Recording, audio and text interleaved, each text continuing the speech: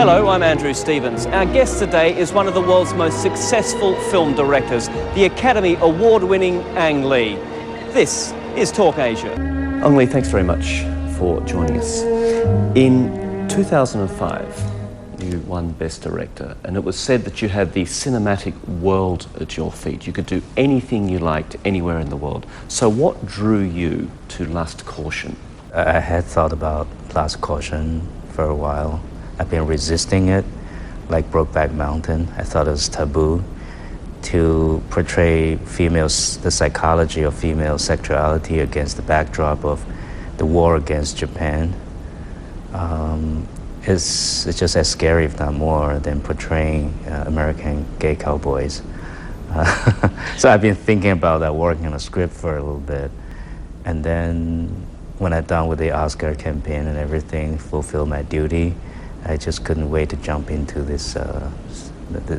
Brokeback Mountain has never been shown in China, but when you won Best Director in 2005 for that film, the Chinese media said, and I quote, "You are the pride of the Chinese people all over the world." Do you find that a little hypocritical, the fact that you are being feted by China, yet your film is not allowed to be shown there?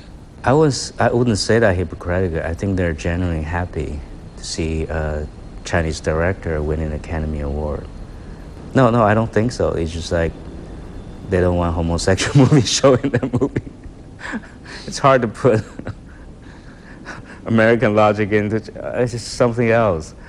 I don't know how to describe it. It's just something else. I told a friend of mine today, I was interviewing you, and we were talking about Brokeback Mountain, and he is from Wyoming, from the area where the film was, and he said he was shocked. That were the words he used. He was shocked when he found out you had directed the film. By the same token, do you think an American, US-trained director could step into a movie in Shanghai, in reasonably contemporary Shanghai or Beijing, and do the same sort of thing you could do, capture the nuances? Absolutely. I think doing period piece is easier, because after a certain distance, everybody's equal. I think the relative contemporary is harder. Is a director ever fully satisfied with a film? I don't think that way. I think each movie making process, it is a very exhausting and satisfying and fulfilled experience for me. That's why when that is done, I'm looking for the new subject matter to explore. It's not like I have a chart, like by this year I do this genre and then move on. It's not like that. I give it everything I have to do that movie. You grew up in Taiwan. Your upbringing is described as modest. Did you, though, have big ambitions? Did you expect that you would be as successful as you have become? It's hard to say. It's a dream. I dissociate with reality. It's dream there, but over the years, it seems like I'm moving closer and closer to that dream. And sometimes I'm in and out. Like, grow up in Taiwan, you watch Academy Award.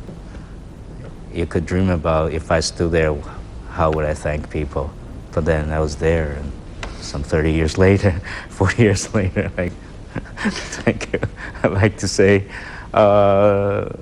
thank you for your support, people from Taiwan, and it's like deja vu. Like, so it's very hard to describe. That's an ambition or just a dream.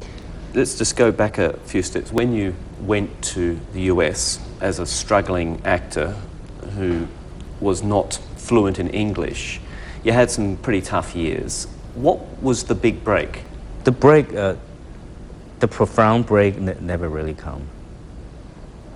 It has never come. I don't know if it will ever come. The break that finally I find identity, I'm comfortable. That never occurred to me. It's always a struggle in making movies, particularly English language film, because there's the unfamiliarity. I have to adapt, I have to make judgments. When I'm off the set, it's hard for me to carry a conversation. That's more difficult for me than making a movie. Making a movie, I have plans in my head.